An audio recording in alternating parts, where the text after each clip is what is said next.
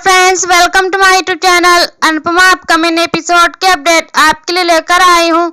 Video शुरू करने से पहले मेरी आप लोगों से एक छोटी सी रिक्वेस्ट है, प्लीज वीडियो को हाइप कर देना एंड चैनल को सब्सक्राइब कर देना। Thank you. अनुपमा प्रार्थना को रसोई में लेकर आती है और कहती है कि मेरे लिए यह अन्नपूर्णा माँ का मंदिर है। मैं यहाँ खाना नहीं, माँ का भोग बनाती हूँ और शायद इसीलिए सबको मेरा खाना पसंद आता है। अनुपमा प्रार्थना को समझाती है कि बड़े बुजुर्गों की बातों को समझने की कोशिश करोगी तो जीवन सफल हो जाता है। इसी धरोहर को हम आने वाली पीढ़ी को सौंपेंगे। प्रार्थना कहती है कि मैं आपसे और बा से सब कुछ सीखने की पूरी कोशिश करूंगी। अनुपमा कहती है कि सिर्फ सीखना मत, हमें भी सिखाना है, क्योंकि जो तुम्हारी जनरेशन का जो आता है वह हमें नहीं आता। अनुपमा उसे समझाती है कि ज़्यादा प्रेशर मत लेना। ज्वाइंट फैमिली का यही फायदा है कि काम सब में बट जाता है। बच्चे और बुजुर्ग सभी काम करना पसंद करते हैं। अनुपमा प्रार्थना को समझाती है कि अगर घर में खाना अच्छा बनता है तो सबका दिन भी अच्छा जाता है। इसके बाद अनुपमा प्रार्थना रसोई में पूजा करना सिखाती है। दोनों एक दूसरे को गुड लक विश करती हैं और खुश होती हैं। इसके बाद अनुपमा और पूरा सहाय परिवार अंश और प्रार्थना की मेहंदी और संगीत के लिए तैयारी कर रहे होते हैं। इसी बीच बाबूजी और लीला के बीच थोड़ी सी मजाक होती है। सरिता अनुपमा से कहती है कि मैंने पहले कभी गुजराती शादी नहीं देखी थी, मेरी ये इच्छा तुम्हारी वजह से पूरी हो जाएगी। इसी बीच अंश आता है और कहता है कि मुझे भी मदद करने दीजिए। किंजल उसे रोक देती है और कहती है कि तुम दोनों दूल्हा दुल्हन की तरह ही रहो। जसप्रीत भी सहमत होती है। अंश सरिता की मदद करने लगता है, तभी सरिता उसे डांट देती है और काम करने के लिए मना करती है। अंश प्रार्थना के साथ चला जाता है। लीला कहती है कि अगर मेरे पास पैसे होते तो मैं अंश की शादी धूमधाम से करवाती। अनुपमा कहती है कि पैसे कम है लेकिन खुशियों में कमी नहीं आने देंगे। लीला कहती है कि तुम्हारे जाने के बाद अंश ने ही घर को संभाला है, अब हमारी बारी है कि हम अंश के लिए कुछ करें। अनुपमा कहती है कि हम जरूर करेंगे, हम सब मिलकर 4 चांद लगा देंगे। इसी बीच बाबूजी अनुपमा से कहते हैं कि तुम अंश और प्रार्थना को साथ ले जाकर शॉपिंग करके आओ। अनुपमा सहमत होती है और अपनी टीम से कहती है कि वे रिहर्सल पर ध्यान दे सकते। इसके बाद अनुपमा, अंश और प्रार्थना शॉपिंग करके आ रहे होते हैं। वे मजाक में बातें कर रहे होते हैं, तभी पराग की कार आती है। पराग, राही, माही और ख्याति कार से उतरते हैं। अंश पराग के पैर छूता है लेकिन पराग उसे आशीर्वाद नहीं देता। अंश कहता है कि मुझे पता है कि आपके मन में क्या चल रहा है। मैं आपके जितना अमीर नहीं हूँ, लेकिन अनु माँ ने मुझे संस्कारों की अमीरी दी है। मैं वादा करता हूँ कि मैं आपकी बेटी की आंखों में आंसू नहीं आने दूंगा। मैं आपको सर बोल रहा हूँ, लेकिन मुझे उम्मीद है कि आप मुझे पापा बोलने का हक देंगे। इसके बाद अंश राही से मिलता है। राही उसे बधाई देती है। प्रार्थना राही से कहती है कि तुम मेरे दुख में हमेशा मेरे साथ थी, तो क्या अब मेरी खुशी में शामिल नहीं होगी? अंश कहता है कि शादी में बहनों में कमी कोई पूरी नहीं कर सकता। ये भाई शादी में अपनी बहनों का इंतजार करेगा। ख्याति चलने के लिए कहती है, वे सभी चले जाते हैं। इसी बीच प्रार्थना गिरने लगती है, तभी अंश उसे संभालता है और उसके पैर को देखता है। पराग अंश को प्रार्थना की मदद करते हुए देखता है। अनुपमा पराग को देखती है तो पराग चला जाता है। दूसरी तरफ पाखी ईशानी से कहती है कि सबकी शादी हो गई, लेकिन तुम ऐसे ही घूम रही हो। तुमने मेरी बात नहीं मानी और खुद भी कोई अमीर लड़का नहीं ढूंढ पाई। ईशानी कहती है कि मुझसे गलती हो गई। पाखी से कहती है कि मीता के पालन में जो उसकी अमीर दोस्त आती है, उसके बेटे से तुम बातचीत बढ़ाओ।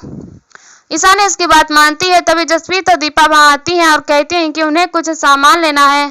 पाखी ताना मारती है कि बाबूजी ने घर को धर्मशाला बना रखा है।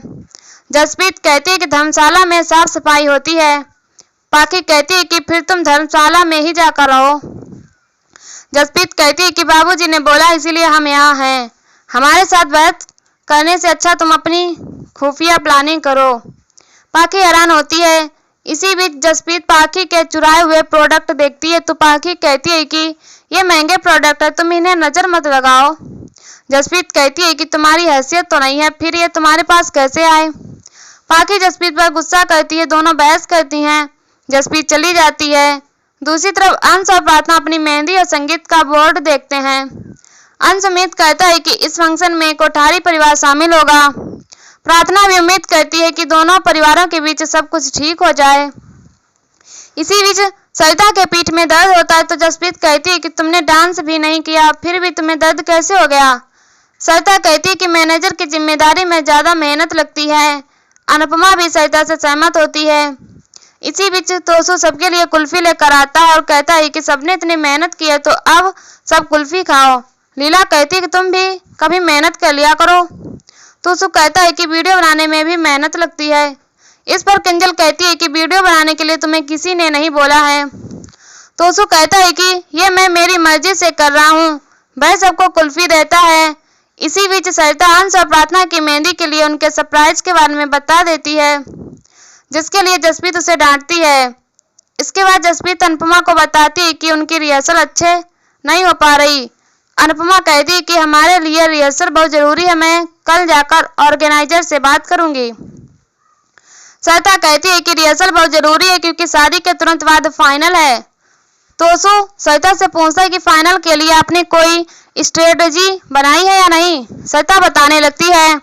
तभी जसप्रीत उसे रोक देती है और डांटती है। सरिता माफी मांगती है। इसके बाद लीला अनुपमा से पूछती है कि क्या तुम फाइनल के बाद चली जाओगी, क्या तुम रुक नहीं सकती। अनुपमा थोड़ी असहज होती है। अंश अनुपमा से रुकने के लिए अनुरोध करता है। किंजल और प्रार्थना भी अनुपमा से वापस रुकने के लिए कहती है। पाखी सोचती है कि अभी घर में आजादी है, लेकिन अगर मम्मी रुक गई तो सब खत्म हो जाएगा। तोसू सोचता है कि मम्मी मना कर दें तो अच्छा है। बाबूजी अनुपमा से कहते हैं कि मैं भी थोड़ा स्वार्थी बन गया हूँ। इस उम्र में हम भी यही चाहते हैं कि पूरा परिवार एक साथ रहे। किंजल और अंश अनुपमा से रुकने की गुजारिश करते हैं, लेकिन अनुपमा बहाना बनाती है और बात को टालकर सोने के लिए चली जाती है। अनुपमा दरवाजा बंद करने लगती है। तभी उसे कुछ अजीब लगता है कि जैसे उसे कोई देख रहा है। वह जाने लगती है। तभी फंक्शन के बोर्ड पर कीचड़ की बोल आकर लगती है। अनुपमा हैरान हो जाती है। अनुपमा बाहर आकर देखती है और सोचती है कि इतनी रात को बच्चे भी नहीं खेलते। उसे लगता है कि यह किसी ने जानबूझकर किया है। दूसरी तरफ गौतम छुपकर अनुपमा को देखता है और कहता है कि मैं कल मेहंदी और संगीत के फंक्शन में 4 चांद लगाऊंगा। अनुपमा घबरा जाती है और दरवाजा बंद करके चली जाती है। गौतम कल के फंक्शन को खराब करने का सोचता है और जाने लगता है। तभी कीचड़ की बॉल उस लगती है। वह इधर उधर देखता है, लेकिन उस पर बार बार बॉल्स लगती है। गौतम हैरान हो जाता है। तभी अनुपमा वहां आती है। गौतम घबरा जाता है। अनुपमा गुस्से में गौतम से कहती है कि तुमने ससुराल में रहना तो सीख लिया, लेकिन औकात में रहना नहीं सीख पाए।